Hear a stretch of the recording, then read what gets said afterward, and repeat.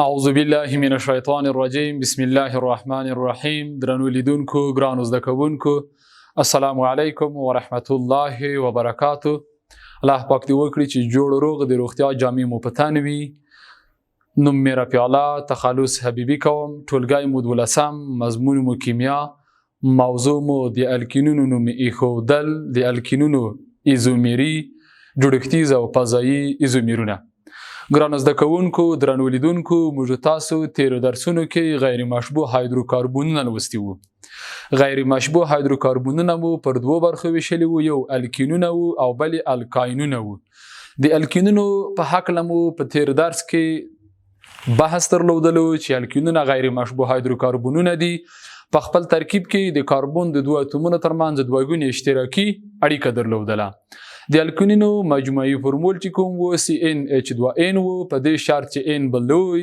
یا مساوي په څو سره وو پر دوو سره وو همداسې د الکینونو اړونده فزیکي او کیمیاوي خواص باندې بحث کړی وو نن ورځ چې موږ تاسو کومه موضوع ده د الکینونو نوم ایښودل دي د الکینونو نوم ایښودنه د الکینونو د نوم ایښودلو دپاره باید لاندې ټکي په پام کې ونیول شي اول اوږد زنځیر ټاکو کوم چې په خپل ترکیب کې دوه ګونې اشتراکي اړیکه ولري چې د اصلي زنځیر په نامه سره هم یادیږي دویمه نقطه اصلي زنځیر باندې نمبر وهنه د هغه خوا ترسره کیږي کوم چې دوه ګونې اشتراکي اړیکه ورته نږدې وي دریمه نقطه د هغه کاربون نمبر ذکر کوو چې خاخ پرې وصل وي د خاخ نوم انګلیسي حروفو ته په کتو سره د هغې معاوضې یا د هغې خاخ نوم اخلو چې د انګلیسي په حروفو کې لومړی توری ای ته نږدې وي څلورمه نقطه که خاخونه یا معاوضې دوی یا درې یو شان وي که دوی یو شان ته وي د ډای کلمه ذکر کیږي که درې یو شان ته وي د ترای کلمه ذکر کیږي که څلور یو شان ته وي نو د تترا کلمې هم ذکر کولی شو او په پای کې د ای وروستاړی ذکر کیږي پنځمه نقطه که چیرې په زنځیر کې دوه ځله دوه ګونې اشتراکي اړیکې راشي نو بیا د ډای ان کلمې هم ورته ذکر کولی شو د دغو نوم ایښودنې اړونده پنځه نقطې چې کله موږ تاسې ولوستلې ما تاسو ته دوه مثالونه لیکلي دي ګورئ په دې مثال کې معلومیږي CH3 رابطه CH دوه ګونې رابطه CH رابطه CH پاس د میتایل شاخ ده رابطه CH2 رابطه CH3 اول نقطه شوه لمړی اوږد زنځیر ټاکو چې په خپل ترکیب کې دوه ګونې اشتراکي اړیکه ولري اوږد زنځیر مو وټاکلو په خپل ترکیب کې دوه ګونې اشتراکي اړیکه لري نمبر وهنه د هغې خوا ور باندې ترسره کیږي چې دوه ګونې اشتراکي اړیکه ورته نږدې وي د نوم اخیستلو په صورت کې لومړی د هغه کاربون نمبر ذکر کیږي چې معاوضه پرې وصل وي د معاوضې نوم انګلیسي حروفو ته په کتو سره چې لومړی توری ای ته نږدې وي ذکر کیږي په پای کې د ټولو کاربونونو شمیر په لاتیني رقمونو سره د ان ای وروستاړی ذکر کیږي مثلا د الکینونو د نوم ایښودنې اړوند زه تاسو ته یو دوه مثاله لیکم CH3 رابطه CH2 رابطه CH دوه ګونې رابطه CH رابطه CH رابطه CH3 رابطه CH2 رابطه CH2 رابطه CH3 لومړی خو اوږد زنځیر ټاکو کوم چې په خپل ترکیب کې دوه ګونې اشتراکي اړیکه لري اوږد زنځیر مو جوړ کړلو په خپل ترکیب کې دوه ګونې اشتراکي اړیکه لري دو زنځیر ته موږ تاسو اصلي زنځیر وایو د دې مرکب نوم چې کله موږ تاسو ذکر کوو لومړی په دې باندې نمبر وهنه کوو نمبر وهنه د هغه خوا ور باندې ترسره کیږي د کومې خوا څخه چې دوه ګونې اشتراکي اړیکه ورته نږدې وي ګورئ که د چاپې خوا څخه نمبر وهنه وکړو یو دوه درې په دریم کاربون ده که د ښۍ خوا څخه شروع کړو یو دوه درې څلور په پنځم کاربون ده نو په دې اوږد زنځیر یا په دې اصلي زنځیر چې په خپل ترکیب کې دوه ګونې اشتراکي اړیکه لري نمبر وهنه د چاپې خوا څخه شروع کړي ځکه دوه ګونې اشتراکي اړیکه چپ لوري ته نږدې ده که دوه ګونې اشتراکي اړیکه ښي لوري ته نږدې وای د ښي لوري مو نمبر وهنه شروع کوله خو د یادولو وړ ده که چیرې دوه ګونې اشتراکي اړیکه په منځ کې قرار ولري یعنې ښي طرف ته هم یو شان وي چاپې خوا ته هم یو شان وي بیا هم نمبر وهنه د چاپې خوا څخه شروع کیږي ځکه د انګلیسي حروف د چاپې خوا لیکل کیږي نو په دې باندې نمبر وهنه د چاپې خوا څخه پیل وي یو دوه څلور پنځه شپږ اووه اته. دویمه قاعده هم عملي شوه چې نمبر وهنه مو وکړله. دریم د هغه کاربن نمبر ذکر کیو چې معاوضه پرې وصل ده. په څوم کاربن معاوضه وصل ده؟ په پنځم کاربن باندې معاوضه وصل ده. نو لیکو چې پنځه د معاوضې نوم اخلو میتایل. پنځه میتایل. دوګونی اشتراکي اړیکه په څوم کاربن باندې وصل ده؟ په دریم کاربن باندې وصل ده. پنځه میتایل درې. ټول څو کاربونه دي؟ اته کاربونه دي. درې اوک په پای کې د ای ان ای ورستاړی ذکر کی. درې اوکتین. پنځه میتایل درې اوکتین. پنځه میتایل ځکه ورته وایو چې په پنځم کاربن باندې میتایل معاوضه وصل ده. درې اوکتین ځکه ورته وایو چې په دریم کاربن باندې دوګونی اشتراکي اړیکه وصل ده. یو بل مثال هم کاروم درته. CH درای رابطه CH2 رابطه CH2 رابطه CH دوگون رابطه CH رابطه CH رابطه CH درای رابطه CH درای. اوله قاعده اوږد زنځیر ټاکو چې په خپل ترکیب کې دوګونی اشتراکي اړیکه ولري. اوږد زنځیر مو وټاکلو په خپل ترکیب کې دوګونی اشتراکي اړیکه لري. په دې اوږد زنځیر باندې چې د اصلي زنځیر په نامه هم یادېږي نمبر وهنه د هغه خوا تر سره کیږي کوم چې دوګونی اشتراکي اړیکه ورته نږدې وي. ګورئ که د ښي طرف څخه حساب کو یو دوه په دریم کاربن ده. که د چپ لوري څخه وشمیرو یو دوه درې په څلورم کاربن ده. نو نمبر وهنه د ښي لوري څخه سره کیږي. یو دوه درې څلور پنځه شپږ. دا یې څو؟ اووه. لومړی د هغه کاربن نمبر ذکر کیو چې معاوضه پرې وصل ده. ګرانو زده کوونکو په څوم کاربن باندې معاوضه وصل ده؟ دویم کاربن باندې. لیکو چې دوه میتایل. دوه میتایل. درېګونی اشتراکي اړیکه په څوم کاربن ده؟ درې. اړونده کاربن اتومونو شمیر په لاتیني رقمونو سره د اوږد زنځیر. درې هفت په پای کې د ای ان ای ورستاړی ذکر کیو. درې هفتین. درې هفتین. بل داسې مثال درته لیکمه ګرانو زده کوونکو چې په خپل ترکیب کې دوګونی اشتراکي اړیکې ولري. مثلا لیکو چې CH2 دوګونی اشتراکي اړیکه CH رابطه CH2 رابطه CH دوګونی اشتراکي اړیکه CH2. دغه مرکب په خپل ترکیب کې دوګونی اشتراکي اړیکه لري. نو دغه مرکب چې په خپل ترکیب کې دوګونی اشتراکي اړیکې لري نمبر وهنه د چپ لوري ور باندې تر سره کیږي. یو دوه درې څلور پنځه. لومړی د هغه کاربونو نمبر ذکر کیو چې دوګونی اشتراکي اړیکې پرې واصل دي. په کومو کاربونو باندې واصل دي؟ لیکو چې په اول کاربن څلورم کاربن باندې. په اول او څلورم کاربن باندې د کاربن اتومونو شمیر په لاتیني رقمونو سره پنتا. ډای دي. ډای دي. دوی دي. دوی چی دي؟ ای ان ای دي. دوګونی دي. نو د مرکب نوم شو یو څلور پنتا ډای ان. یو څلور پنتا ډای ان. دا د مرکب نوم شولو. یو بل مثال هم درته لیکم چې په هغه کې دوی مختلفې معاوضې راغلي وي. CH3 رابطه CH3 رابطه CH CH2 دوګونی اشتراکي اړیکه CH رابطه CH رابطه C2H 5 رابطه CH2 رابطه CH3. د دې مرکب نمبر وهنه چې کله موږ تاسو کو یا د مرکب چې کله موږ تاسو نوم ذکر کیو. لومړی اوږد زنځیر مو وټاکلو په خپل ترکیب کې دوګونی اشتراکي اړیکه لري. نمبر وهنه د هغه خوا ور باندې تر سره کیو کوم چې دوګونی اشتراکي اړیکه ورته نږدې وي. که چیرې د ښي خوا څخه وشمیرل شي یو دوه درې څلورم باندې دوګونی اشتراکي اړیکه ده. ګرانو زده کوونکو که چیرې د چپ لوري څخه وشمیرل شي یو دوه درې په دریم کاربن باندې دوګونی اشتراکي اړیکه ده. نو نمبر وهنه بعد د کوم لوري تر سره شي؟ د چپ لوري څخه. آفرین.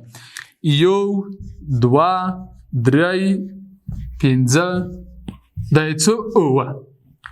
دویمه قاعده هم عملي شوله. دریمه د هغه کاربن نمبر ذکر کیږي چې معاوضه پر وصل وي خو د معاوضې نوم انګلیسي حروف ته په کتو سره اخلو ګوره د دې معاوضې نوم ایتایل دی د دې معاوضې نوم میتایل دی ای نظر ام ته مخته ده ای ته نږدې ده خو ام ته سره کم ته دی لرې دی نو نوم چې کله اخلو داسې ویو چې 5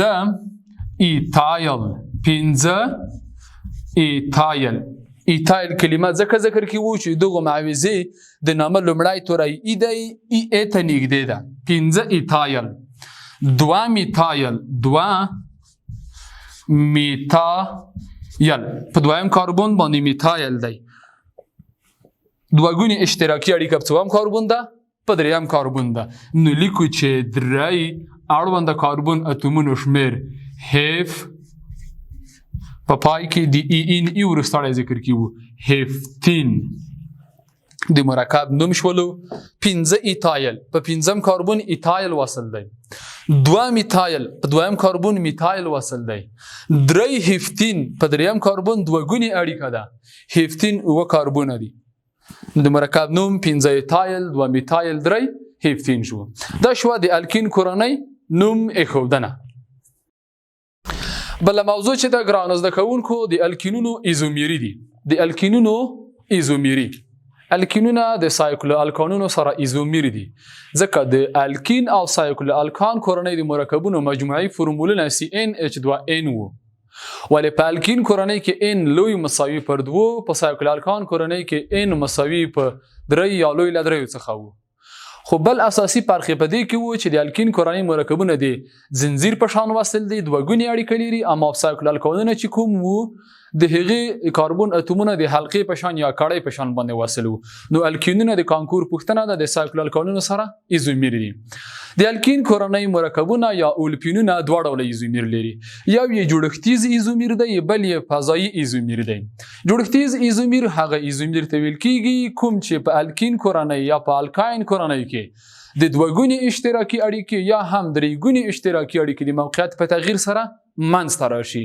دغه ایزومیر د جوړښتیز ایزومیر په نامه سره یادېږي متوجه شئ تختې ته ګرانو زده کوونکو الکینونه دوه ډوله ایزومیر لري څو ډوله ایزومیر لري دوه ډوله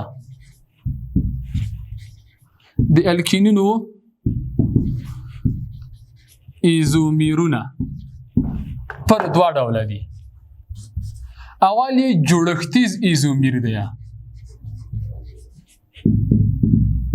جوړښتیز ایزومیر دی دویم یې چې دی هغه فضایي ایزومیر دی کوم ایزومیر دی فضایي ایزومیر جوړښتیز ایزومیر هغه ایزومیر ته ویل کیږي کوم چې د دوه ګونې یا درې ګونې اشتراکي اړیکې د موقعیت په تغییر سره منځته راشي مثلا C4H8 د الکین کورنۍ یو مرکب نوم یې بیوتین دی ولې بیوتین دوه ډوله جوړښتیز ایزومیرونه لري متوجه شئ ګرانو زده کوونکو لیکو CH2 دوه ګونې اشتراکي اړیکه CH رابطه CH2 رابطه CH3 د همدغه مرکب بل جوړښتیز فورمول لیکو CH3 رابطه CH دوه ګونې اشتراکي اړیکه CH رابطه CH3 په دواړو جوړښتیزو فورمولونو کې د کاربن او هایدروجن اتومونو شمیر یو د بل سره مساوي دی ګورئ مالیکولي فورمول C4H8 جوړښتیز فورمولونه یې C4H8 دي خو په جوړښتیزو فورمولونو کې ځینې تغیرات په سترګو کیږي په لومړي جوړښتیز فورمول کې 1 2 3 4 نمبر وهنه وکړو په دې باندې دوه ګونې اشتراکي اړیکه په اول کاربن باندې واصل ده نو د دې مرکب نوم چې کوم شو یو بیوتین دی د مرکب نوم څه دی یو بیوتین ځکه په دې مرکب دوه ګونې اشتراکي اړیکه په لومړي کاربن واصل ده خو ګوره ګرانو زده کوونکو په دویم جوړښتیز فورمول باندې دوه ګونې اشتراکي اړیکه په دویم کاربن باندې واصل ده نو د دې جوړښتیز فورمول نوم چې کوم شو 2 بیوتین دغه ته ویل کېږي جوړښتیز ایزومیر ځکه دوه ګونې اشتراکي اړیکه په اول جوړښتیز فورمول کې په اول کاربن ده دوه ګونې اشتراکي اړیکه په دویم جوړښتیز فورمول کې په دویم کاربن ده نو د دوه ګونې اشتراکي اړیکو موقعیتونه تغییر شول هغلته یو بیوتین دی دلته 2 بیوتین دی پس دو ته ویل کیږي کوم ایزومیر؟ جوړښتیز ایزومیر. متوجه شئ موډل ته. سی څلور اچ اته یو دوه درې څلور کاربن اته هایدروجن. ګورئ په دې مرکب کې دوه ګونې اشتراکي اړیکه په اول کاربن ده. دوه ګونې اشتراکي اړیکه په څوم کاربن ده؟ په اول کاربن ده. نور یو ګونې اشتراکي اړیکه دي. خو د کاربن د اتومونو شمیر څلور هایدروجن یې اته دي. دې مرکب ته موږ تاسو یو بیوتین نوم ورکیو. اما بل موډل ته تاسو متوجه شئ په دې موډل کې دوه ګونې اشتراکي اړیکه په دویم کاربن ده. څوم کاربن ده؟ دویم کاربن ده. څلور کاربن لري. یو دوه درې څلور کاربن اته هایدروجن. خو دوه ګونې اشتراکي اړیکه په دویم کاربن ده. نو د دې مرکب نوم شول دوه بیوتین. دا شول جوړښتیز ایزومیرونه. دویم ایزومیر چې دی هغه فضایي ایزومیر دی. د الکینونو دویم ډول ایزومیر چې کوم دی هغه فضایي ایزومیر یا ورته سټیریو ایزومیر هم ویل کی. سټیریو یو یوناني کلمه ده چې د کلک او جامد جسم معنا لري. په دې اساس د ایزومیری په هغه مرکبونو پورې اړه لري چې کلک منظم هندسي فضایي جوړښت ولري. فضایي ایزومیر دوه حالات لري. فضایي ایزومیر څو حالات لري؟ دوه حالات لري. یو یې سیز حالت دی، بل یې ترانس حالت دی. سیز حالت کچېرې د یوې سطحې یا کچېرې د یو مرکب باندې دوی معاوضې په یوه سطحه همجهته قرار ولري، دغه حالت ته سیز حالت ویل کی. د زایټ په توري ښودل کی. زایټ د آلماني کلمې زوسامن لومړی توری دی، د همجهته معنا لري. دویم حالت چې دی هغه ترانس حالت دی. کچېرې وي دوه معاوضې یا دوه ښاخونه د یوې سطحې په مختلفو جهتونو کې قرار ولري، د حالت ته ترانس ایزومیری هم ویل کی.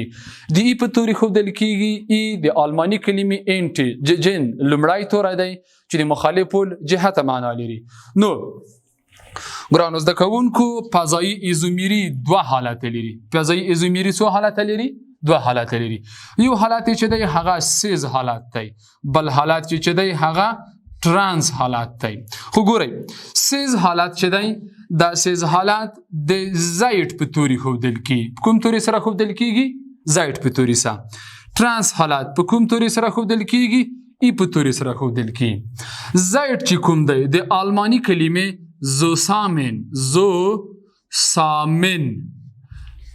لومړی توری دی چې د همجهته معنا لري. زوسامن معنا څه ده؟ همجهته. او ترانس ایزومیر د ای په توري ښودل کی. ای د آلماني کلمې انټیجن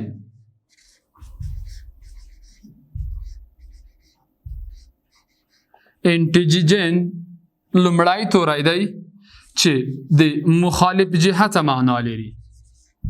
مخالف جهته معنا لري. نو که چیرې موږ تاسو همدغه بیوتین ولیکو سی څلور اچ اته، کولای شو موږ تاسو په سی څلور اچ اته د بیوتین په مرکب کې فضایي ایزومیر سیز او ترانس دواړه حالتونه وښیو. په دې شکل سره ما تاسو ته دلته د سکرین په مخ باندې د سیز او د ترانس ایزومیرونه لیکلي دي. ګورئ سیز او ترانس ایزومیرونه چې دوه مثال مې لیکلي دي. یو یې د سیز حالت دی او بل یې هم د ترانس حالت دی. ولې په مجموع کې مرکب چې کوم دی هغه بیوتین دی. د بیوتین مرکب مالیکولی فرمول چې کوم دی سی څلور اچ اته دی. خو جوړښتیز فرمولونه په دې شکل سره دي. ګورئ په سیز حالت کې دواړه معاوضې د یوې سطحې یوه طرف ته قرار لري. نو دته وایو سیز دوه بیوتین، یا د سیز په ځای باندې زایټ کلمه لیکو، زایټ توری لیکو. زایټ چې کوم دی د آلماني کلمې لومړی توری و چې د زوسامن همجهته معنا یې درلودله. ترانس ته که فکر وکړئ دوی معاوضې د سطحې په مختلفو جهتو کې قرار لري. یو معاوضه یو خاخ پورته لوري ته دی، دویمه معاوضه چې کومه ده هغه ټیټ لوري ته دی. نو دته موږ تاسو ترانس دوه بیوتین ویو. د ترانس په ځای باندې ای لیکو. ای د آلماني کلمې انټیجن لومړی توری و چې د مخالف الجهته معنا یې درلودله. نو تاسو متوجه شئ تختې ته. کاربن دوه ګونې اشتراکي اړیکه د دې کاربن سره رابطه هایدروجن. که چیرې دوی معاوضې د سطحې په یوه جهت قرار ولري CH3 د دې مرکب نوم چې موږ تاسو خلو نمبر وهنه په شروع کې یو دوه درې څلور. نو د دې مرکب نوم چې شو سیز ځکه ورته ویو چې دواړه معاوضې د سطح یوه طرف ته قرار لري. دوه ځکه ورته ویو په دویم کاربن باندې دوه ګونې اشتراکي اړیکه ده. سیز 2 بیوتین. سیز 2 بیوتین. که چیرې ترانس حالت ولري یا د دغو سیز دپاره موږ تاسو د زایډ توری کاریو. زایډ 2 بیوتین. د ترانس حالت یې لیکو کاربن دوه ګونې اشتراکي اړیکه د دې کاربن سره پاتې څلور اړیکې. یو دانه د میتایل ګروپ دلته وصل کړو، یو دانه د میتایل ګروپ لاندې خواته وصل کړو. ګورئ دوه دانې د میتایل معاوضې یا د میتایل ښاخونه چې کوم دي په مختلفو جهتو کې وصل شول، یو پورته خواته بل ښکته خواته. نو د دې یا د دې ایزومیر د دې مرکب نوم چې کله موږ ته ذکر کوو نمبر وهنه ورباندې کوو. 1 2 3 1 2 3 دا هم 4. د مرکب نوم چې کله خلو ترانس کلمه ځکه ورته ذکر کیو چې دواړه معاوضې چې دي په مختلفو جهاتو کې قرار لري. 2 لیکو ځکه په دویم کاربن باندې دوه ګونې اشتراکي اړیکه ده. ترانس 2 بیوتین. د ترانس په ځای باندې موږ تاسو ای لیکلی شو چې ای 2 بیوتین. موږ تاسو ولیدل چې په ځای ایزومیر څو حالات درلودل؟ 2 حالات، سیز حالت، ترانس حالت. د سیز او ترانس حالت اړوند ما تاسو ته 2 موډلونه چمتو کړي. ګورئ ګران زده کوونکو، دغه حالت ته موږ تاسو سیز حالت ورته وایو. دغه حالت ته موږ تاسو کوم حالت وایو؟ سیز حالت ورته وایو. په دې سیز حالت کې موږ تاسو ګورو چې د کاربن باندې کومې دوه معاوضې وصل شوي دي، 2 ښاخونه وصل شوي دي، د سطح په یوه طرف قرار لري، هم جهته دي. نو دې مرکب ته نوم ورکوو سیز 2 بیوتین، یا د سیز په ځای باندې د زایډ توری لیکو زایډ 2 بیوتین. اما که چیرې همدغه دواړه معاوضې په مختلفو جهاتو کې قرار ولري، دوه ګونې اشتراکي اړیکه، یوه معاوضه پورته خواته ده، یوه معاوضه لاندې خواته ده. اوس ورته نوم ورکوو ترانس 2 بیوتین. د ترانس په ځای باندې ای توری لیکو ای 2 بیوتین، ځکه د دې معاوضې په مختلفو جهتونو کې قرار لري. د سیز او ترانس ایزومیرونو اړوند چې موږ تاسو کوم مرکب یا کوم مثال ولیکو بیوتین و. بیوتین د الکین کورنۍ دریم مرکب دی، ګاز حالت لري. بیوتین موږ تاسو کولی شو په ورځنیو چارو کې هم په طبابت کې ورڅخه استفاده وکړو او هم په صنعت کې ورڅخه ګټه واخلو. په صنعت کې د بیوتین مرکب څخه د پلاستیکي پایپونو، سرامیکو، الکترونیکي وسایلو په جوړولو کې ورڅخه ګټه اخیستل کیږي، او د مایع بیوتین څخه بیا د مخ او د پوستکي د ښکلا لپاره د کریمونو په جوړولو کې ورڅخه استفاده کیږي. بیوتین چې کوم دی 3 ایزومیرونه لري، یو بیوتین دی، 2 بیوتین دی، او دریم هم ایزوبیوتین دی. یعنی په ټوله کې ویلی شو چې بیوتین د الکین کورنۍ دریم مرکب ګاز حالت لري، په صنعت او طبابت کې ورڅخه استفاده کیږي. دا به ګرانو زده کوونکو زموږ او تاسو د نن ورځ موضوع اړوند ما تاسو ته 2 پوښتنې چمتو کړي. هره پوښتنه 4 ځواب لري، سم ځواب په نښه کړئ. اوله پوښتنه، بیوتین څو ایزومیري لري؟ آفرین، بیوتین 3 ایزومیري لري. اول ځواب، دویم ځواب، دریم ځواب، څلورم ځواب. دویمه پوښتنه، د CH3 رابطه CH2 CH2 CH دوه ګونې رابطه CH رابطه CH2 رابطه CH3 مرکب نوم عبارت دی له. تاسو به دې مرکب نوم وټاکئ. اول ځواب، دویم ځواب، دریم ځواب، څلورم ځواب. 2 پوښتنې، هره پوښتنه 4 ځواب لري، سم ځواب په نښه کړئ. تر بیا چې زه ستاسو په درانه چوپړ کې حاضرېږم، تاسو په لوی او بښونکي الله سپارم. ښه وخت، ښې چارې، الله مو مل شه.